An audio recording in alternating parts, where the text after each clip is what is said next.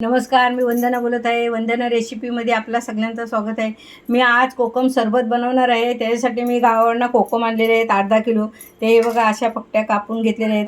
हे असे कोकम होते, ते असे बारीक एक एक कोकमचे 4 पट्ट्या केलेले आहेत.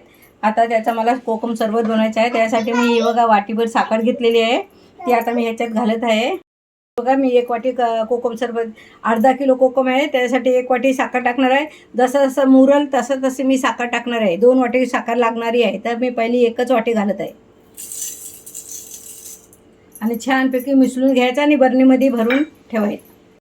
हे बघा 15 दिवस झालेले आहेत आपल्या कोकम सरबतला. 15 दिवसात छानपैकी मुरलेला आहे. त्याचा मी तुम्हाला आता कोकम सरबत बनवून दाखवत आहे. हा बघा, हा असा लाल भरक होतो. आणि मी ह्याच्यामध्ये 1 ग्लास पाणी घ्यायचा, त्यात 2 चमचे कोकम सरबत घालायचा आणि असं छानपैकी हलवायचा. मग खूप छान लागतं. माझी रेसिपी आवडली तर माझ्या चॅनलला लाईक करा, सबस्क्राईब करा, बेल आयकॉनला क्लिक करा.